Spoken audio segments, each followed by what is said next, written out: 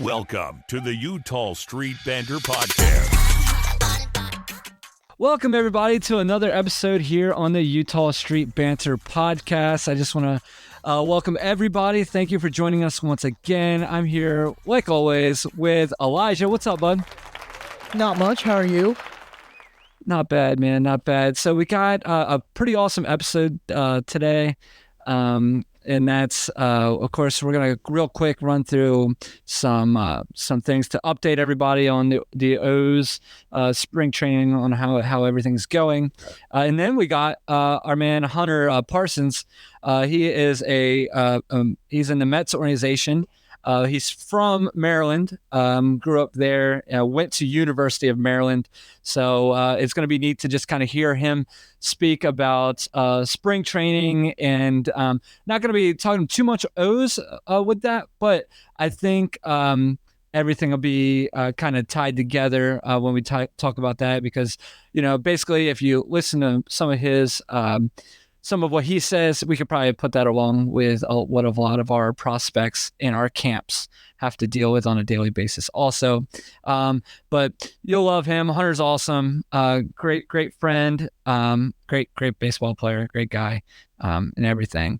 But real quick, let's hit this. So the O's had some pickups or some signings this week, and the two biggest ones here are Julio Teheran.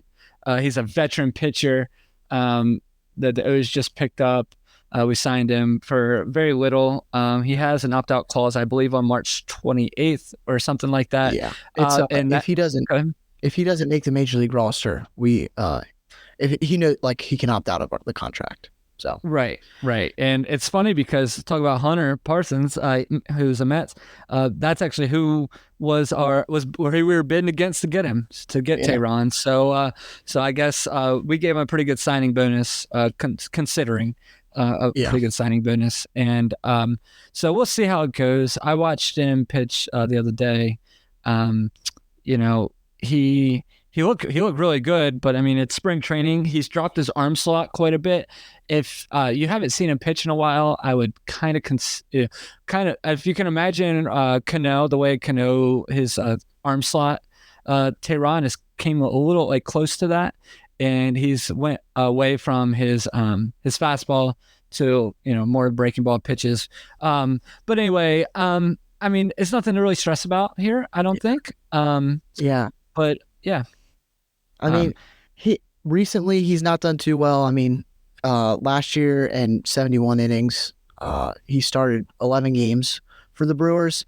He had a 4.4 ERA. So, I mean, not terrible, but not good. But I don't know. He was really, really good for the Braves for a really long stretch of time. Right, he's a good veteran. I mean, all-star pitcher. The Brewers picked him up last year. He didn't do terrible. I mean, he's definitely, he's not what you wish the O's would do, but I can see what they're trying to do. They're trying, if we have to just put him as an oh crap number 6 starter to start the year until we get some health, then that's what we do. Or I don't know if he'd do it, but a long man, I mean, if he wants to, try to have a renaissance career. And then the other one is Colton Wong. Colton Wong is a second baseman. Not a bad second baseman. He did well for the Cardinals for a while. And even had a few good years from Milwaukee.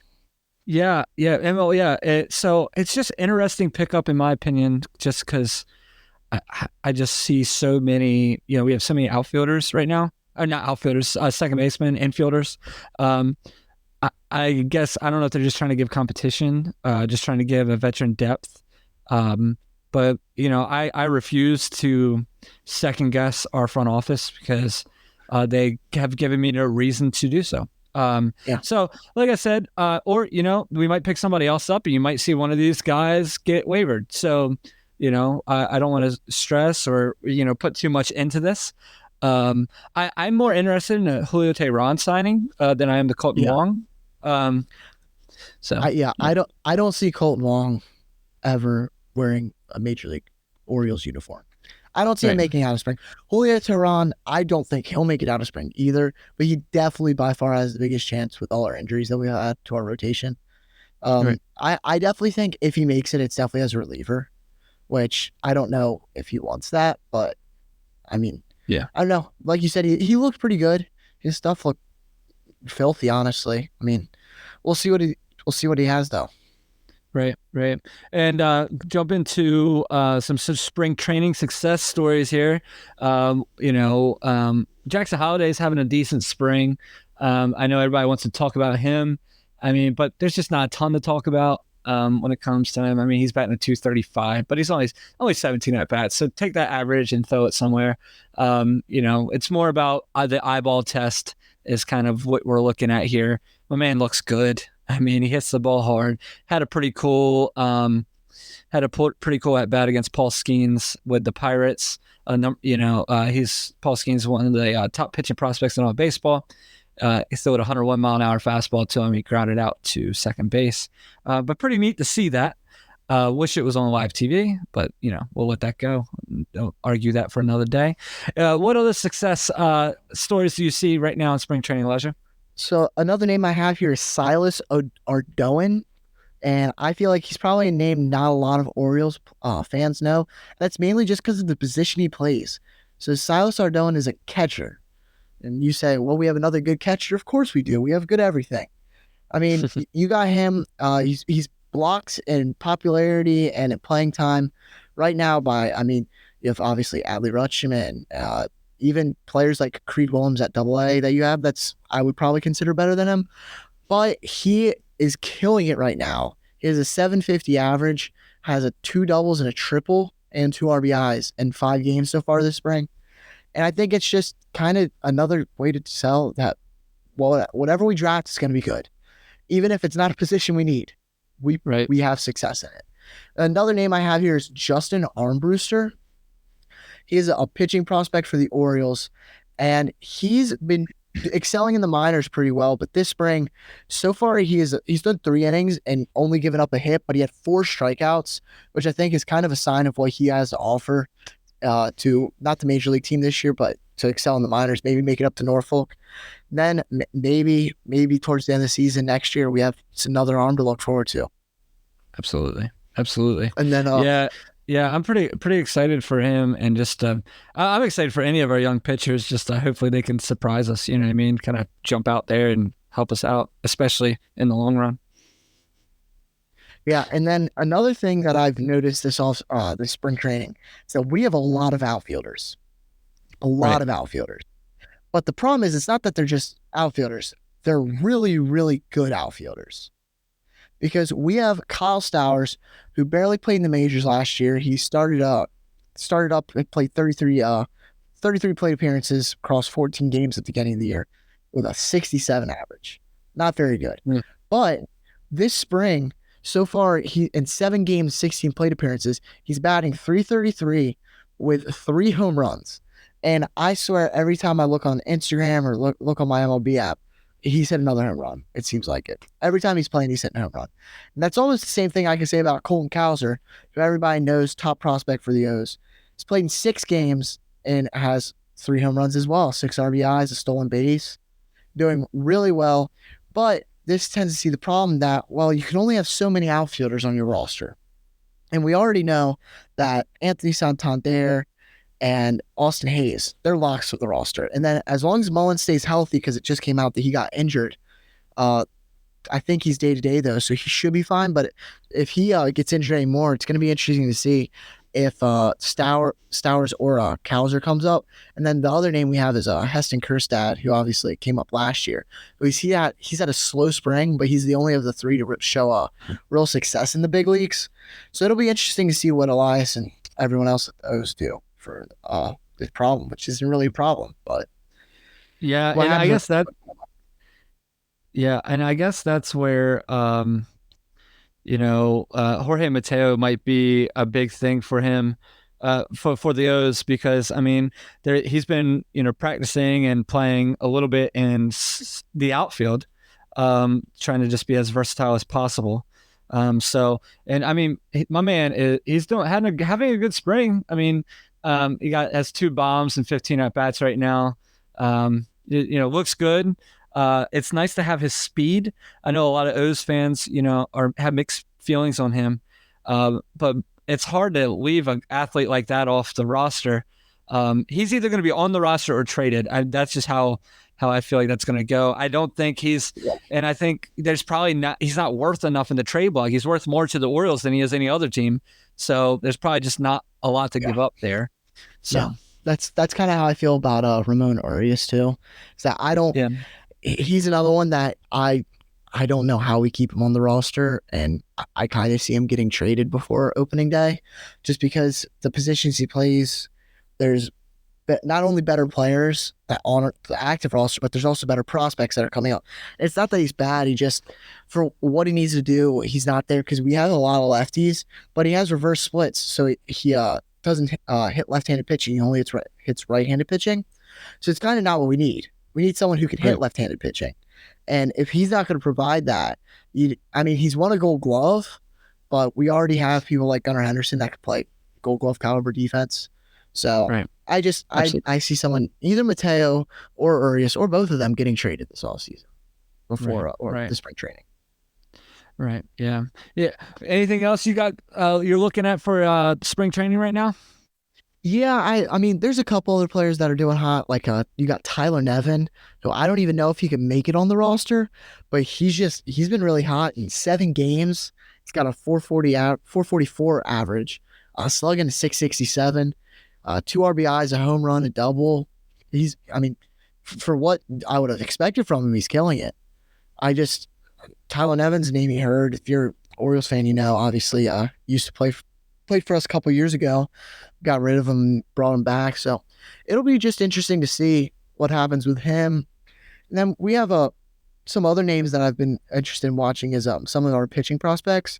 So we have, obviously, everyone knows Kate Povich, Chase McDermott, even Seth Johnson a little bit. They've all done pretty good in their outing so far. McDermott, he's thrown 1 2/3 innings, only given up a hit and 2 walks, had 2 strikeouts. It's a good sign from a young pitcher. Seth Johnson, who's coming off of a year where he didn't play much due to injury, he's been doing really good. He's pitched 2 innings and didn't give up any runs, any hits, or anything. And then Kate Povich is another name. He's pitched 4 innings, so much more than the rest of them, but he's at 2.25 ERA. So all 3 of these pitchers are going to be interesting to watch in the future. And I definitely see it probably, I don't know about Povich, but probably McDermott will at least make the roster at some point this season. I doubt it opening day. And then another interesting name to watch is Justin Armbruster. He's been doing really good this season, through 3 scoreless innings, had 4 Ks, gave up a hit. He's not even a name that's really that known. And I don't know, I already mentioned him, but he's just, I really love him. I really love him. I think he has potential to be better than Povich, McDermott, and Johnson. Yeah, there's this other guy I've been watching. If you don't really know the Orioles much, you might not know his name, because he's a lower level. I'm hoping he can make the team, and that's Corbin Burns. I'm just messing. Yeah, no. So, we're talking about spring training and people that are fun to watch. I think every time he pitches, we just try to get excited a little bit. He gave up a pretty big moonshot the other day to a top prospect of the Pirates. I think it was. Was it the Pirates? Can't remember what team it was. Henry Davis. The former number Henry Davis. Okay. And I just want to go ahead and calm everybody down. It's spring training, and I think that was his second. He's only pitched 2.2 innings. So get excited. Get excited that we have Corbin Burns. I don't care how bad his spring is. It's better than whatever you wanted. I am actually excited and surprised about one person, and that's Cole Irvin, man. Cole Irvin he's killing it. I don't think any of us expected this. No, not at all. Swervin' Irvin, as he's called on the streets. He's pitched 5 innings so far, and he's not given up a single run, which is pretty impressive. But I definitely think with what he's shown now throughout the spring and kind of with our injuries, he's guaranteed a rotational spot. I think at least. And at least number 5. Exactly. He'll at least make it because, who else are we going to do? Means is hurt. Bradish is hurt. I mean, you got Wells, but Wells hasn't shown consistency over a season. I think you could see maybe a return to like his 2018, 2019 self, 2021, where he was very consistent for not terrible A's teams, not like they were now. But it'll be interesting to see. I definitely think he's gonna be more of a starter this year than he was last year. Because if he could just find himself just steadily around a 4 ERA, throwing 5-6 innings game, that's quality. That's what we need. You need innings over a long season. Absolutely. Yep. And then help us out on that back end of the bullpen. Exactly. Yep. And then the last person I really need to talk about is Dylan Tate. And my man. You'll hear it here first. I'll say I was wrong. I didn't think he was going to make the opening day roster because I thought he was going to struggle in spring and need some more time. But I never claimed to be completely perfect. Never. I mean, if you look, another person that I said was going to make the opening day rotation roster's not even an Oriole anymore, Sam Hilliard. But he's done pretty good. Through 2 games, he's done 2 innings, not giving up a hit, a run, had 2 strikeouts. So I definitely think we're seeing more 2022 Dylan Tate, which is exactly what we need. I'm glad that I'm wrong in this way. I'm okay that I'm wrong here. Man, I think he's good. I hope I'm right. I hope I'm right. And one thing that we kind of talked about before we started our podcast tonight was just when we're stressing about our pitching rotation, we kind of just looked at, the schedule for the O's. And so, we have a 3-game series against Kansas City starting in April, and then a day off, and then a 3-game series against the Pirates, and then a day off, right? So, and then you got a 3-game series against the Red Sox, but then we have 2 series, 3 consecutive series without a day off. But that being said, we have time if the Orioles want to go with, let's say, a 4-man rotation, right? 3 is a stretch, I feel like.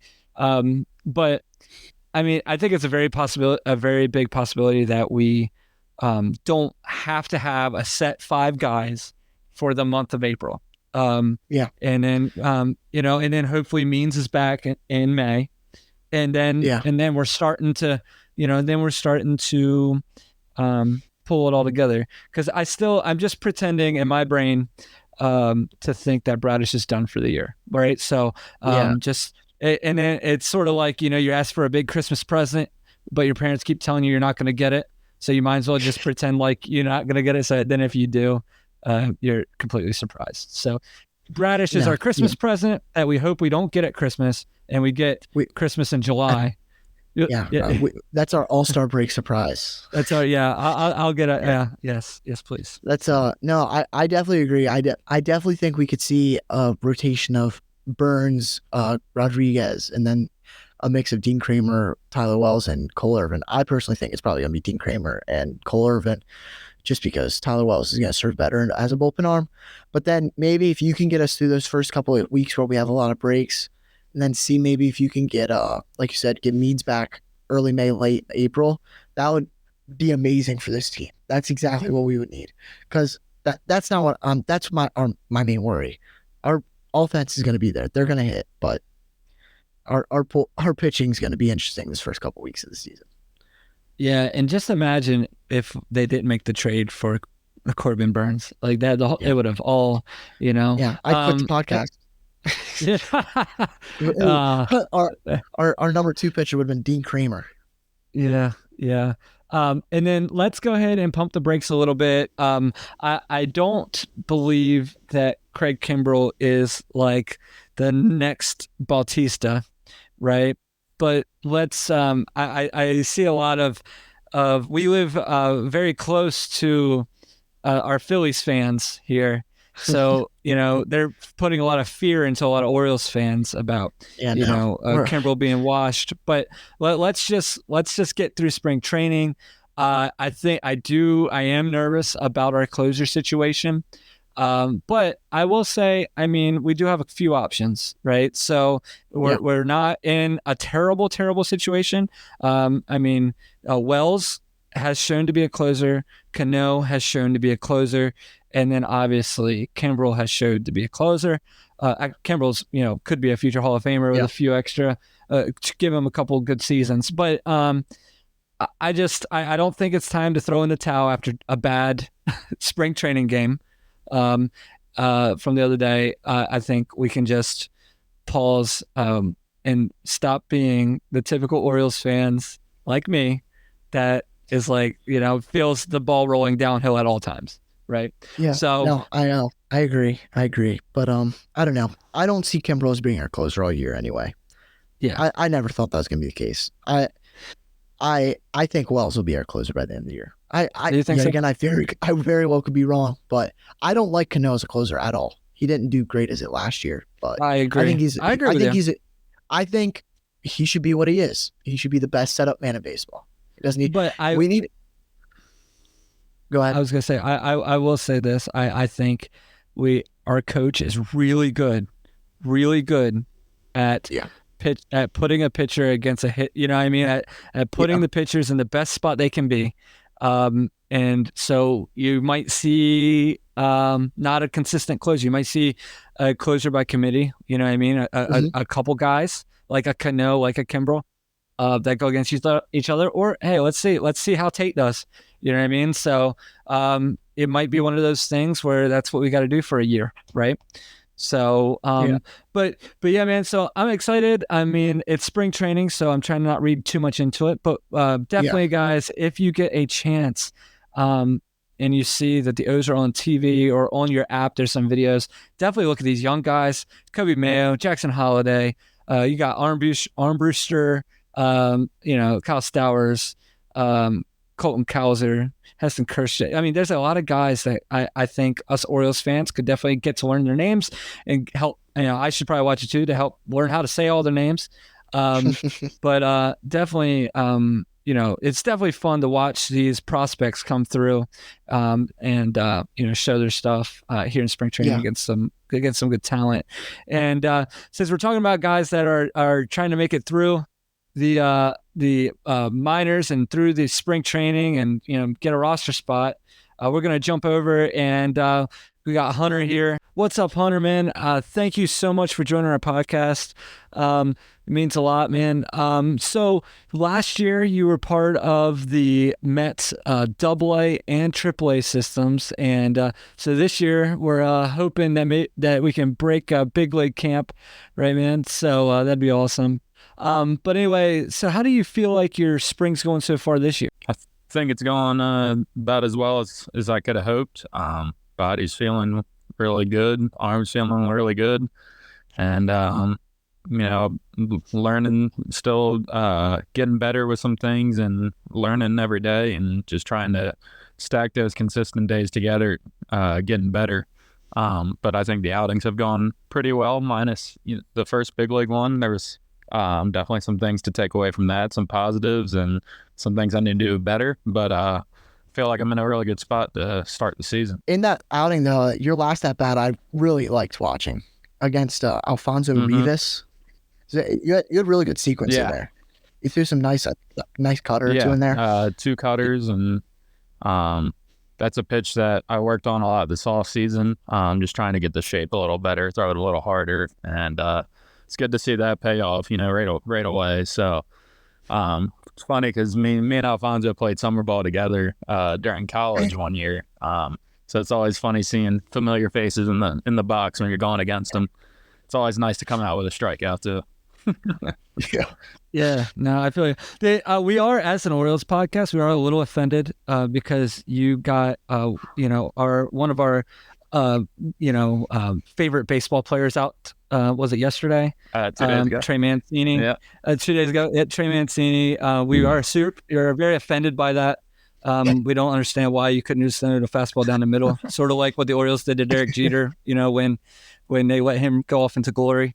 But it's okay. We're gonna let it go. What was it? In all seriousness, was it pretty cool to face him? Like, I mean, absolutely. You've seen him on TV. I was talking to one of the coaches after I got done the outing, just talking about how baseball comes full circle, because when Trey Mancini was with the Shorebirds, my best friend from Parkside, who was also the catcher for Parkside, his family was Trey Mancini's host family when he was in Delmarva. And so, I mean, that was I don't know how many years ago. I was still in high school. So, you know, that many years down the road to then run into them in pro ball was a full circle moment. It was pretty sweet. Yeah, that's cool, man. That's really cool. Elijah has a question real quick about the jerseys, right, Elijah? Yeah, everyone's been saying how bad the jerseys are and how they have different lettering than normal, and maybe the pants are slightly see-through. How's your experience with that? So I don't really have a problem with the jerseys. I mean, I don't really know what the huge differences are. I mean, I've seen stuff on it, but I don't mind the jerseys, and our pants are white pants or pinstripes, so those definitely help. They're not see-through, so I haven't had any issues with it right now. Yeah, I think it's just one of those. It's a change. So people are just like you know what I mean? Like baseball players are just very much routine. You know, same thing. So it's I did see a couple pictures of the see-through pants, and those should probably get changed before the season starts. Yeah, no, you're right. Yeah, some are just a little too white. Yeah, one thing that I think people would really find interesting is just what's like a day in the life of spring training. So like when you get up, obviously, like how early do you get up? What's a day like? For you right now? Yeah, so right now, past like week or two, we've been on a little later schedule, which has been pretty nice. So get to sleep in a little bit every day. So if I'm not throwing in the game or, on the minor league side, most days waking up like 8:30, 9 o'clock. So not early at all. Go there to the field complex, eat some breakfast. Then the day will usually start around about 12, somewhere around 12. So usually getting there about 9:45, 10. Gives me time to eat, then go to the weight room, roll out, get my body activated before going out. So days that I'm not, off the mound, go out there and we have a dynamic stretch. So you're with a group of guys, and then you get your bands in, get your, weighted balls in if you want to do those. Throw it however far you want. And a couple of days a week we have team defense after throwing. But if there's not team defense on the schedule, then you look at your strength and conditioning schedule. If you got running that day, you do your running. If you got lifting, go do your lift. And then your day's pretty much done. I usually like to go in and just started recently, like last week, doing full body ice baths. So I've been doing that after our workouts. So that's, 15 minutes. But that's kind of a day where, you don't have much going on. Maybe the day before you were off the mound, or your next day, like tomorrow, I'll be off the mound. But that would be like a normal practice day. And then, obviously the major league side's playing games. They're about to play, I think, 14 straight games. But then also on the minor league side, there's usually about every day there's either a live BP or an inner squad. Might not be 9 innings every day, but maybe 4 or 5. There's usually guys throwing 2 hitters about every day. Right. So tomorrow I'll be in an inner squad. Not sure how many innings it is, but yeah, it's then you get home 1 or 2 o'clock, right, and then you got some time to kill in the afternoon, which is nice. Nice. Yeah. That's awesome. Is there like a difference between like last year to this year, like for you personally? I think I'm doing a little better job this year of just day to day finding something to get better at.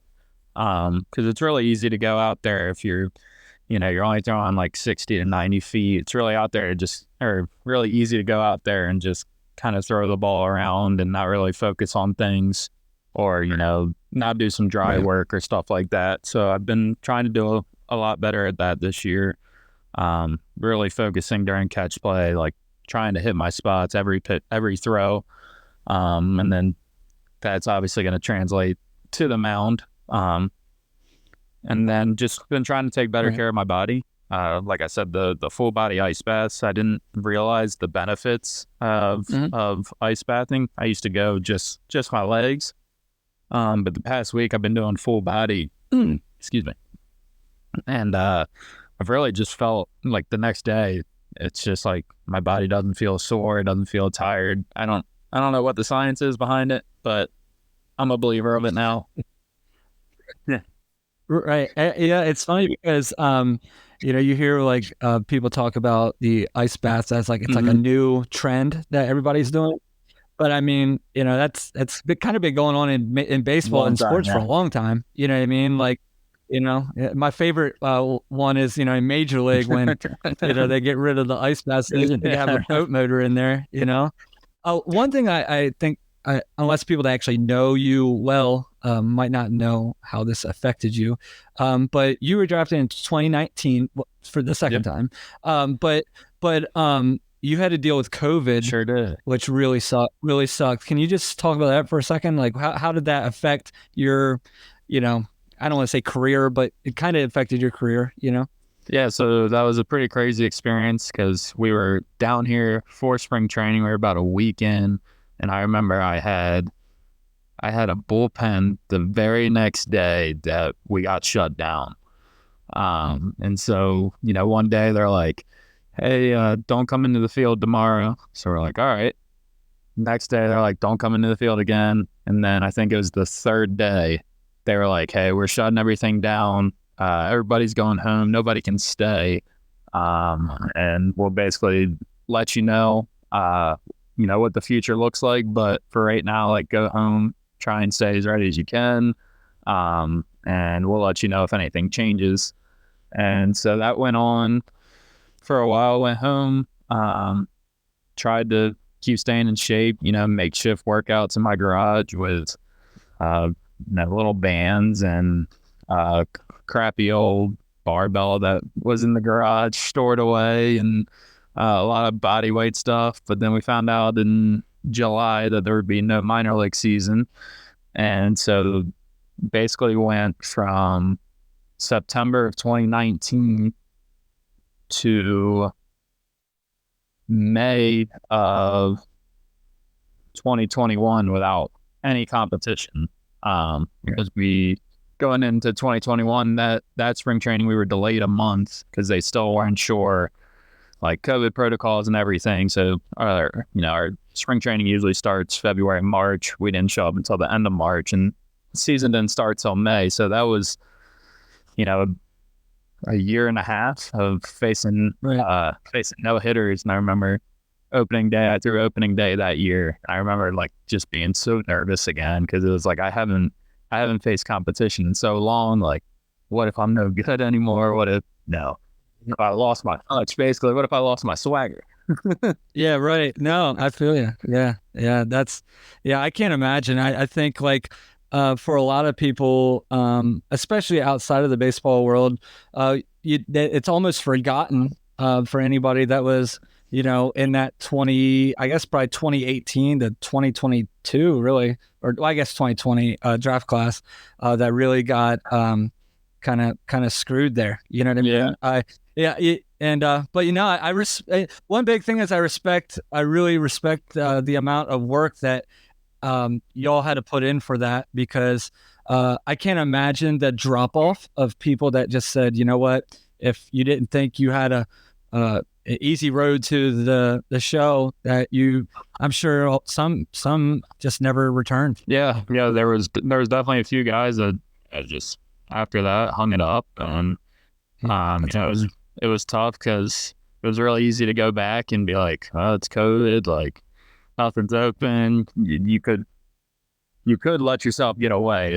You really had to make it a off season, a regular off season, like, all right, I got 4 months of off season, then I'm back, not knowing when we were going to go back, when we were going to play again. It was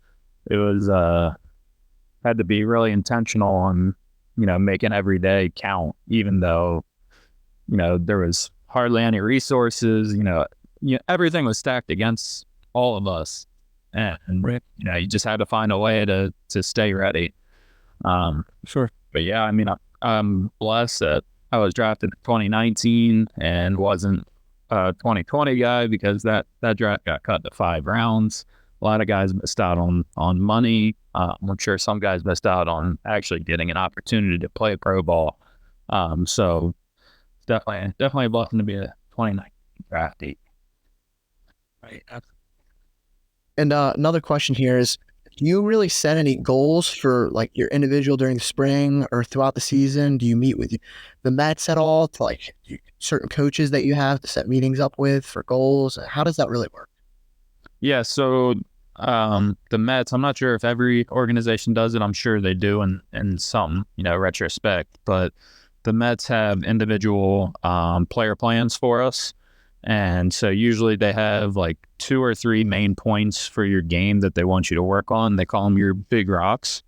And so if I remember correctly, mine last year, one of them was to be more consistent with the slider shape.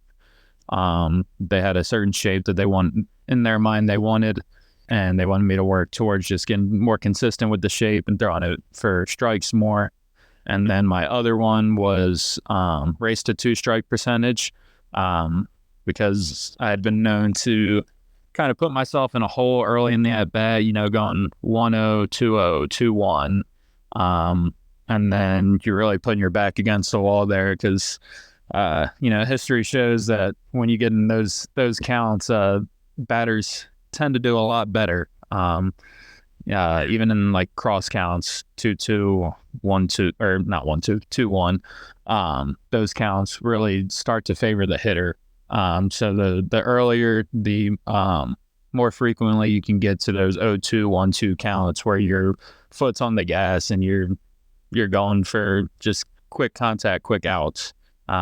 Better success you're going to have in the long run. And it's always nice to save pitches. Yeah. Right. Yeah. I bet. What's like, some people might not know, but I mean, you have a wife that, lives over on the Eastern Shore.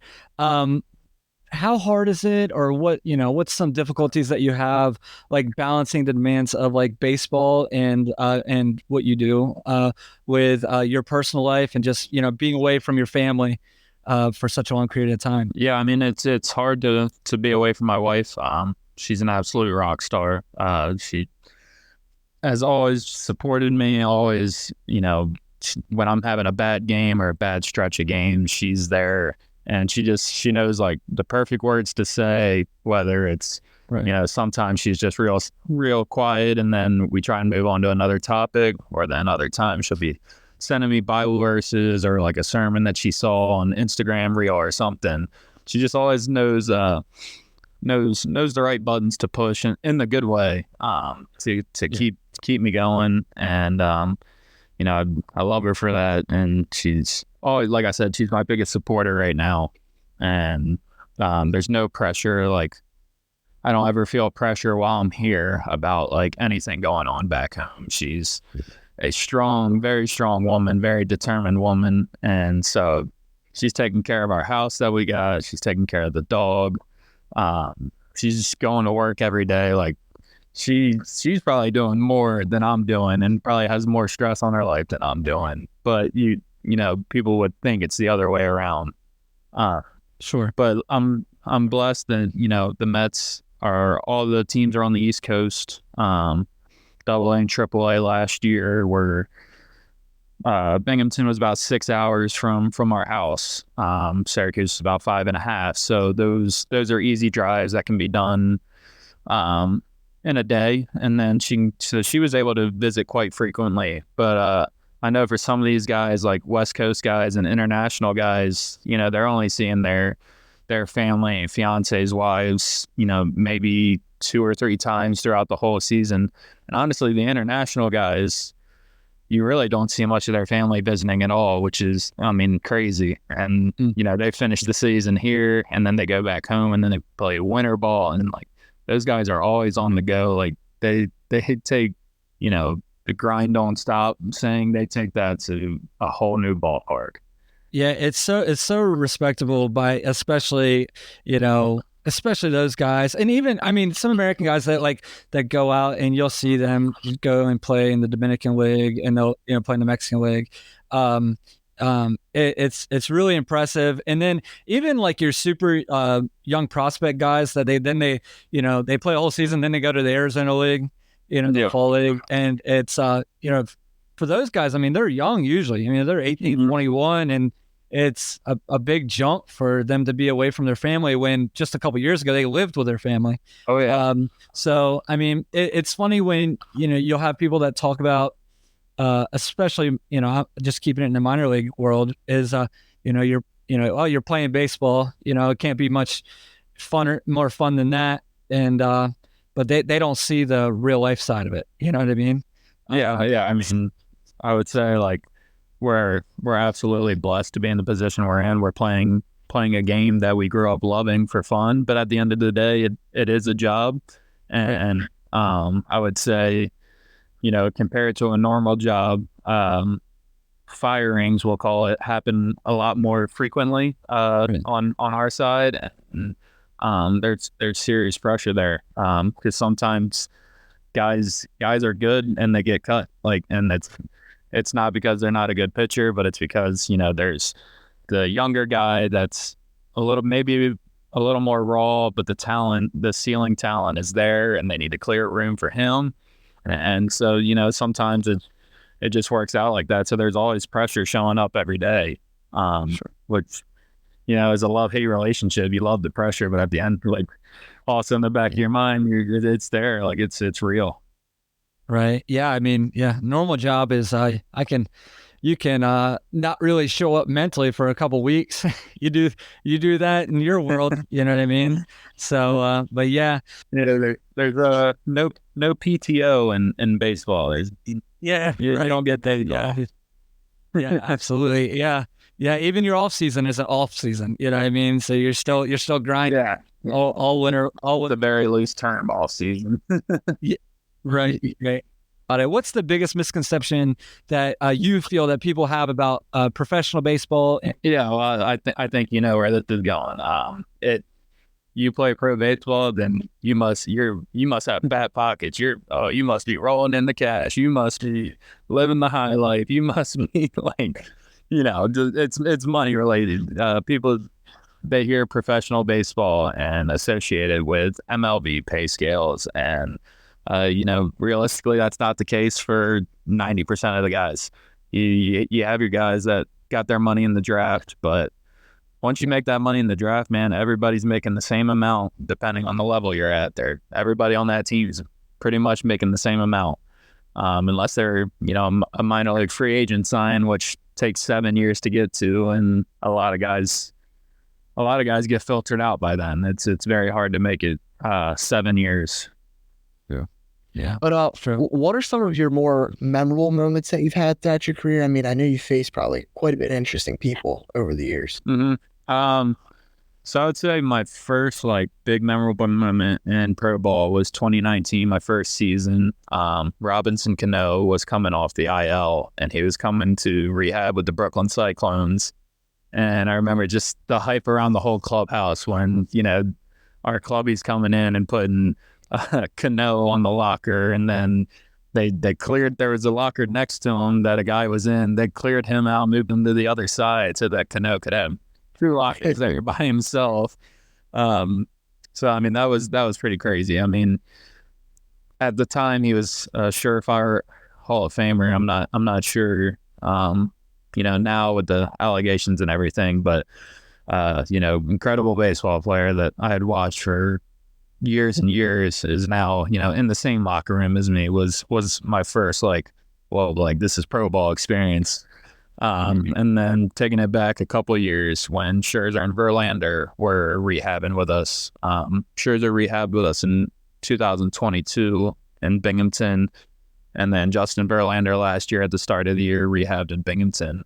So being in the same clubhouse as those guys who are absolute first ballot Hall of Famers is just if you would have told me 20 years ago, hey, you're going to be sitting with a Hall of Famer in the same clubhouse as you, I would be, I'd think you're lying. But it's funny, Justin Verlander showed up in Binghamton, and it was a day game. I can't remember if it was a Sunday day game or what, But he shows up in our locker room and he walks around to every guy in the clubhouse, sticks out his hand, goes, "Hey, nice to meet you. I'm Justin Verlander." And I remember I was sitting there in the clubhouse. We were playing cards, and he walked away. I remember like looking up at my teammates, and I go, "Did any of you not know who he was?" Like it was awesome. Like he's just coming in, like he's a new guy on the team. Like, "Hey, I'm Justin Verlander. Nice to meet you." That's pretty classy. That's cool. Yeah, that's cool. Yeah, that's awesome. Yeah, that's awesome. So you got Justin Verlander and Max Scherzer and all those guys.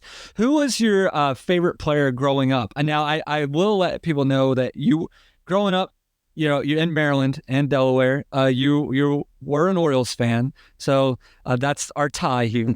But who was your favorite player growing up? My favorite player growing up for sure was Adam Jones. Just watching him come over to the Orioles and then just take over center field. And just, the player he was a great player, but then also seeing how he acted off the field and, the charity work he did around Baltimore, and just like he was just an absolute fan favorite. And it's not even a question. Like he was for sure my favorite player to watch. Yeah, I mean, me too. Anybody in your organization like a Scherzer or Verlander, or maybe someone you spent more time with, has any of these people really like helped you grow as a person or a player in any way? Yeah, so I'd say, as you develop these friendships with the teams you're on, you're going to see a lot of new faces every year between roster moves and everything. But I'd say really like being in the bullpen, like the guys that I'm with every day, like we pick each other's brains all the time. We're always looking for feedback or, hey, how do you hold that pitch? Like, okay, maybe I'll mess around with that to see how it works for me. Or, hey, what's your mindset, when a guy's on first base, or what's your mindset in this situation? Or, what do you like to do for arm care? And like, just all these different topics, all these different ideas get bounced around on a day-to-day basis. And you really, you start to kind of, I don't know how to explain it, but you just kind of start to pick, oh, I like that. And you start to add it to your own arsenal and then put your twist on it. And, soon enough, you're starting to grow and trend in the right direction based on just, bullpen talks, which is always, they can range in very, very different topics. There's conspiracy theories to actual pitching. It just depends on the day. Depends on wherever mental state's at that day. That's awesome. That's awesome.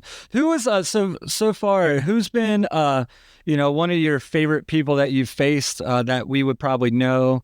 Who sticks out to you? Yeah, well, for you guys, I would say it would be Gunnar Henderson, facing him in 2021 when he was with Aberdeen. I remember, all the hype around him.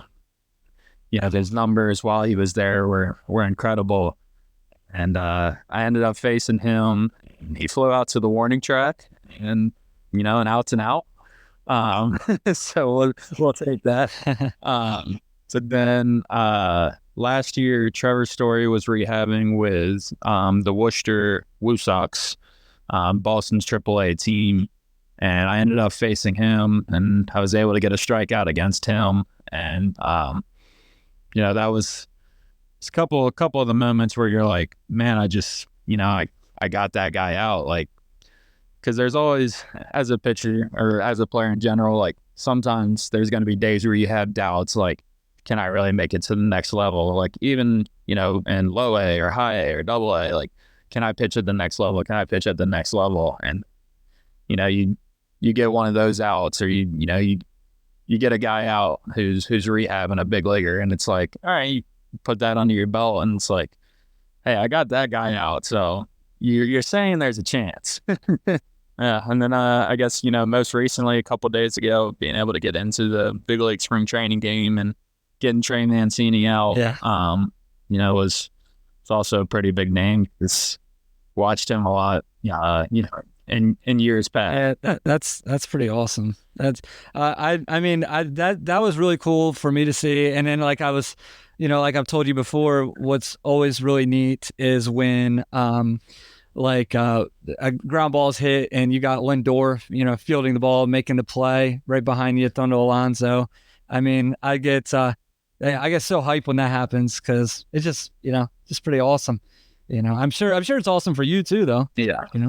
Yeah. You're trying to lock in for the game, but at the same time, you're like taking it in like subconsciously, like, yeah, dang. Like I remember the first big league game I got into last year during spring training, and Buck Showalter hands me the ball, and then I turn around and like grab the rosin bag, and then it's Lindor and Alonso there, and I'm like, whoa, like I'm on the field with the big dogs.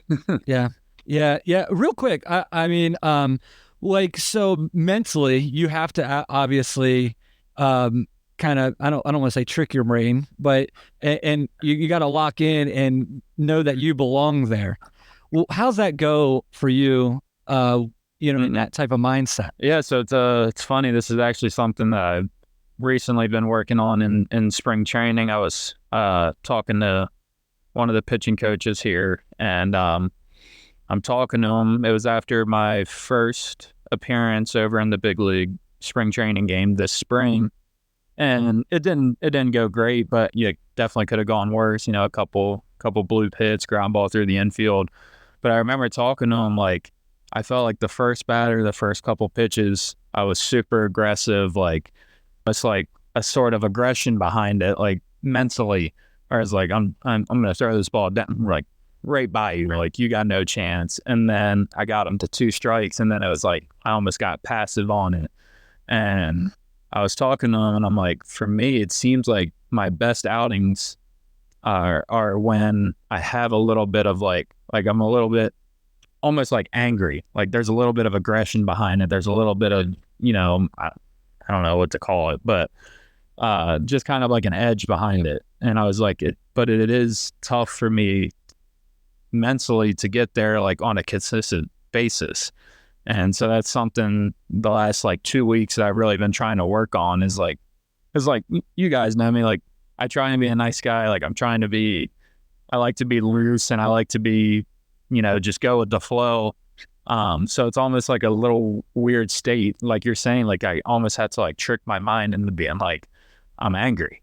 Like this dude trying to, take my job away kind of thing. And so that's something that I think is going to help me in the long run, as I get more consistent at it. And, I had an outing today, in an inter squad, and it was the first like full outing that I've had where I felt like I did it the whole time, and the results were really good today. So I'm excited to keep working on it and carry it on into the season. Yeah, I mean, and that's like, I know we talked about him a minute ago, but you see Scherzer.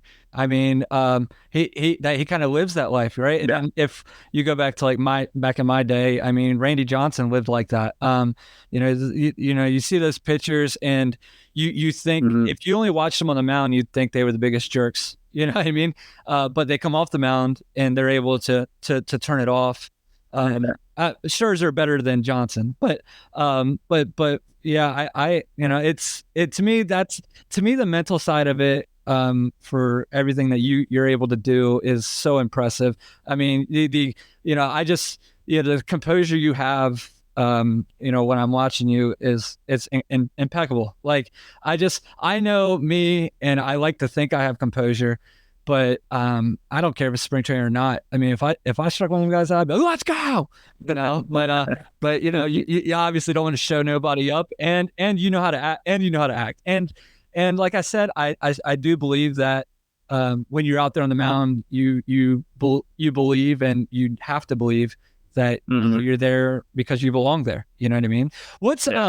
So our last question here, what's a piece of advice that you would give to like an aspiring baseball player? And what mistakes do you think they can avoid or should avoid? Yeah, great question. I love that. I'll start with mistake. A mistake I made for a long time was thinking that I had the knowledge and the learning experience to do baseball by myself. Like when it came to the off season and throwing programs and pitching mechanics, like for a while there, I was like, I know what I'm doing. Like I'm looking at video, I've seen my pitching mechanics 100,000 times. And I'm like, yeah, that looks good. And then I remember after the 2021 season, I'm talking to my dad and I'm like, my arm feels really good, but I feel like I'm not throwing as hard as I can. Like I feel like there's more in the tank. And I remember reaching out, or this was 2022, excuse me, but started reaching out to people smarter than me, people who actually, work with multiple guys pitching, but like that's their job. Like work with pitchers, basically be a pitching coach, just not, they're not with the Mets. Right. But like starting to reach out to them, and then, they're looking at the video and they're going, this is wrong, this is wrong, this is wrong. You can do this better. You can do this better. You can do this better. And I'm like, after they say that, I'm like, oh, I guess I do see that now. But I mean, I went, 2019 off season into 2020, and then, throughout COVID, and then a full season 2021. So basically 3 years in pro ball, where if I wasn't in season, I was by myself. I was on my own. And, I really set myself behind the 8 ball. Just thinking that I had it figured out, when in reality, I clearly do not have it figured out and still don't have it figured out. So I think, that's something that a lot of people can learn from, is there's always going to be somebody smarter than you or better than you at, what you think you know. There's always going to be, even if it's not smarter, even if it's just offering a different perspective that might resonate with you. Like there's always more room to grow, always more information to get. So that would be, a mistake. Do you have a piece of advice that you would give, like, to somebody that's, coming out of high school or, in high school? Yeah. So I would say if you have your heart set on something, like, don't let anybody tell you no. Keep pushing and, keep pushing the boulder. There's an analogy that I heard, a motivational speaker say is, keep pushing the rock, keep pushing the boulder. Like, even if you're trying to push it straight up the hill, if you want to do something, like, keep pushing it, like, keep pushing the envelope, keep showing up, doing what you do, and don't stop. Whatever, it doesn't have to be baseball. It can be soccer. It can be rocket science. It can be, I don't know, teaching, like, whatever it is. Like, if you have your heart set on it, don't let anybody tell you you can't do that, or you're not doing good enough, or, any of those things, any of those negative things that people want to try and put on you. Because, personal experience for you guys as well. Like, if somebody sees society nowadays, if they see people doing well, somebody's going to be hating on them. Somebody's going to be trying to shoot them down. Because people, like, honestly, people don't like seeing other people shine. So they're going to try and find a way to be negative about it. Oh, yeah. But I mean, speaking from personal experience, like, I had a middle school teacher, tell me, we were writing about, it was English. We were writing about, what do you want to be when you grow up? Like, give me a short, basically, version. And I'd write on there, I want to be a professional baseball player, an MLB player.